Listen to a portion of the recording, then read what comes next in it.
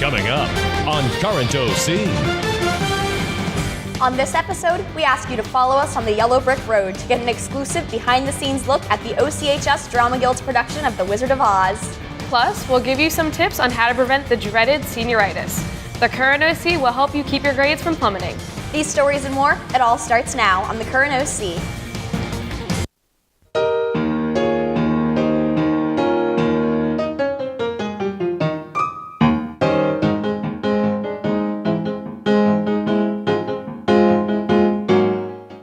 Somewhere over the rainbow, way up high.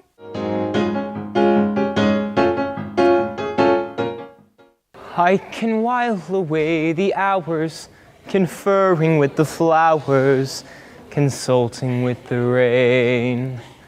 But my head I'll be scratching while my thoughts are busy hatching if I only had a brain.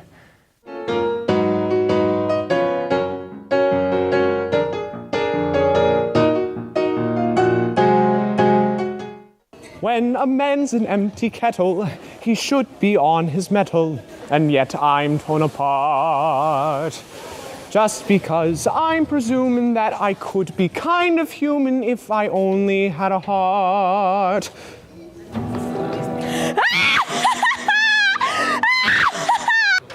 I'll get you, my pretty. And your little dog, too!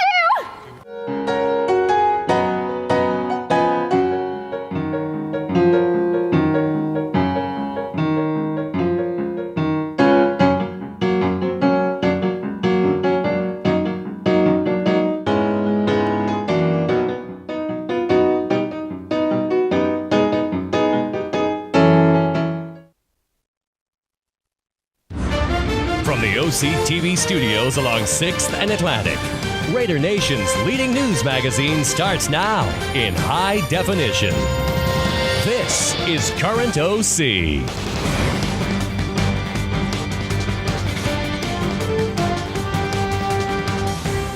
Hello, and welcome to the Current OC. I'm Jenna. And I'm Taylor. Before we start the show, we would first like to congratulate Mr. Martin for being awarded OCHS Teacher of the Year. Your hard work and dedication in helping students is acknowledged and appreciated. Congratulations on a well-deserved accolade. As a member of the Drama Guild, I've witnessed firsthand the enormous amount of effort that goes into a musical production. All too often, we focus on only the actors, but much more goes into a play's creation. Sean Walsh takes us behind the scenes of the Drama Guild's performance of The Wizard of Oz. Chances are, you probably go to see at least one of the Drama Guild's shows, whether it be the fall play or the spring musical. But what you might forget are those who help bring the show to life. Working hard behind the scenes are the Drama Guild's stage crew, who are responsible for building the sets and performing the scene changes, the pit orchestra, who bring the show to life with their music, and the tech crew, who ensure a smooth production with their sound systems and lighting. We interviewed some of the members of these teams to see how they keep a show running. Stage crew's role in the show is really we design and construct the set, we go through with scene changes, we coordinate ourselves with the actors to put on a performance that everyone will enjoy. In the show, I'm in the pit band, and I play the mallets and all the aux percussion. In the shows, I'm in charge of the lighting, so I'm in charge of managing the spotlights and all the stage lighting. I devote more than the hours that are required. Typically, we are required, I think it's 12 meetings per show. I go almost every day of the week to go help with construction, design, and assist with costumes if needed. I usually devote like 2 hours a day practicing the music for the show. For the first 3 weeks leading up to the show, I'm there every night. It's difficult to work with younger peers because of inexperience and the fact that you need to teach them, and just the motivation to work isn't there a lot of the time. The hardest part of my job in the show is keeping time and keeping up with the conductor. The toughest part would be coordinating with everyone to make sure everything looks good with the actors and how the director wants.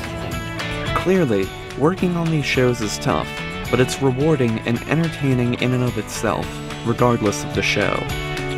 students and staff work hard to put on the best show possible, and wouldn't it be nice to support them and see the shows? This has been Sean Walsh reporting for the Current OC.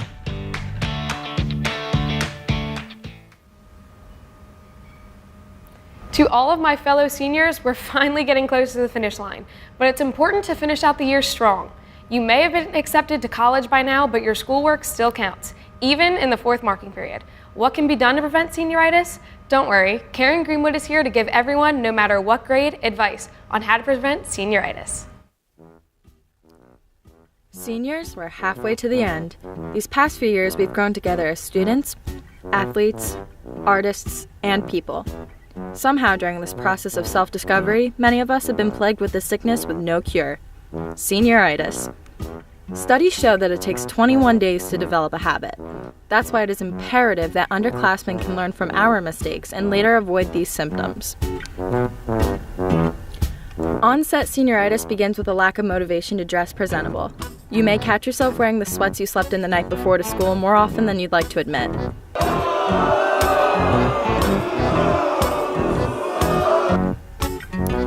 The absence of effort in one's appearance starts a domino effect and a lack of motivation seen in more important aspects of one's high school experience. This tends to stem as a result of the excuse, I already got into college, so my classes are basically a joke.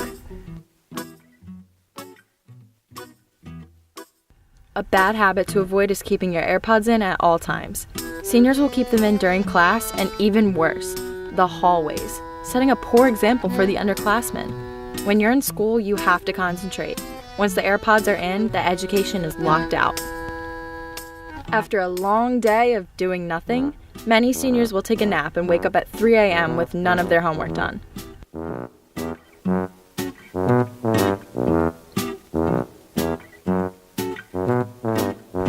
But that's a study hall problem anyway. Most victims of senioritis will exert little to no effort in gym class. Speaking for myself, I have gym in the morning, and if we're not playing pillow polo, you won't see anyone exert energy beyond a jog.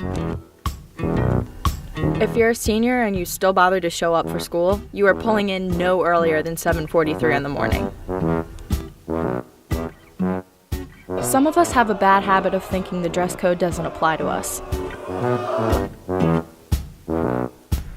If you're a senior, you know the words credit completion all too well. Seniors, we may have reached the point of no return. However, it isn't too late to use our senioritis for good. It's up to us to set an example for the underclassmen on what to avoid their senior year, so that way senioritis won't follow them into their freshman year of college. Let's just hope it isn't too late for us.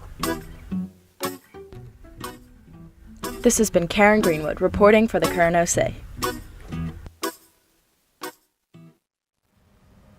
Along with watching your local high school musical, another way you can appreciate the visual arts is by visiting art museums. Some of our own student artists recently earned the opportunity to check out museums in the city of brotherly love, Philadelphia. Allie Jane Roble attended the field trip and reports on what she discovered. With money raised from raffling off students' artwork last December, the art and photography students visited the city of Philadelphia.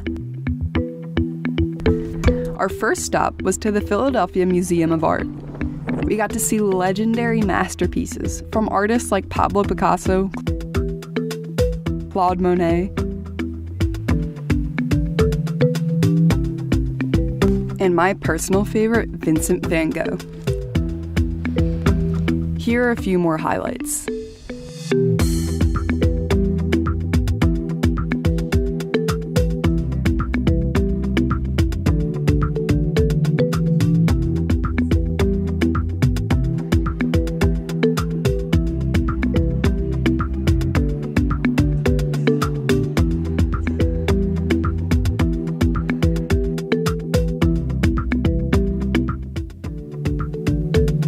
By visiting museums like these, it provides students with new learning opportunities through actual experience.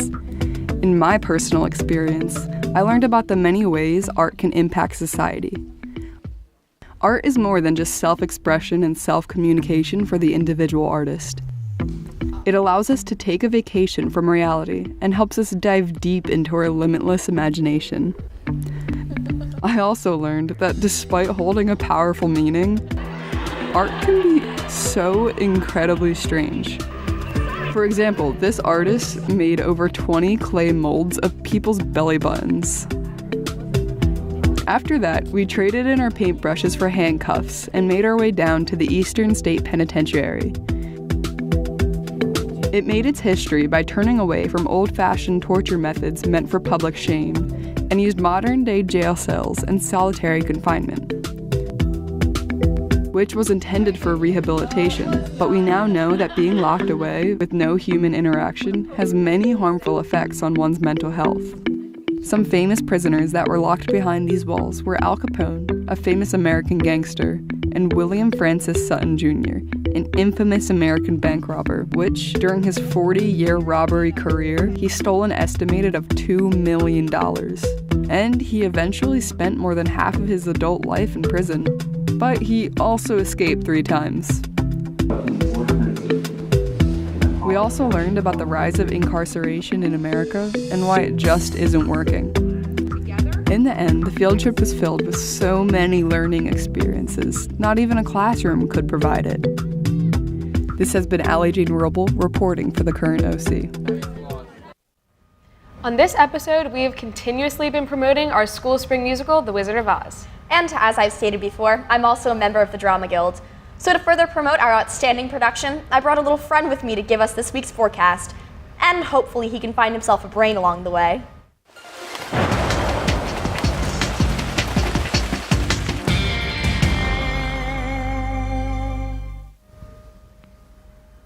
You want me to talk into this box or that box? This box? All right.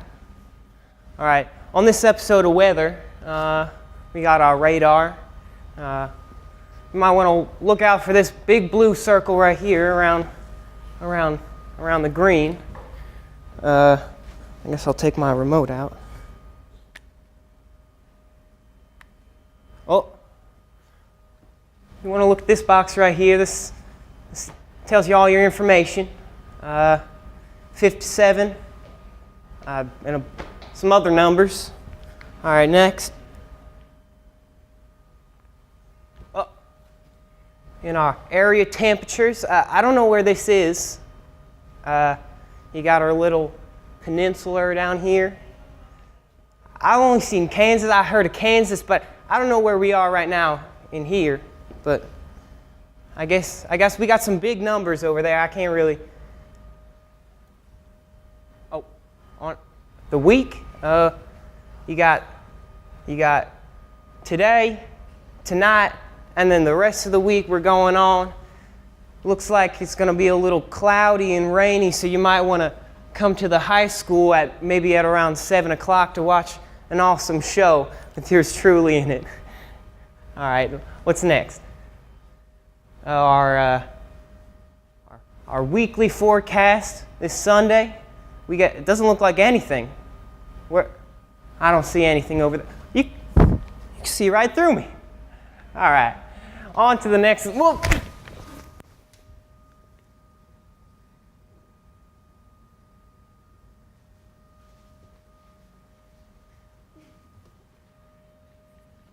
how you ladies doing? You okay?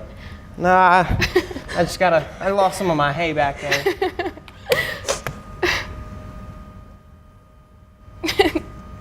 So, you can attend the OCHS Drama Guild production of The Wizard of Oz this Thursday, Friday, and Saturday at 7 p.m. with the matinee on Saturday at 2. Tickets are available at the door, and you can be purchased at OCHS Drama Guild website. Well, that'll do it for us on this edition of the Current OC. Remember to log on and catch all of our shows and additional content by visiting oc-tv.org.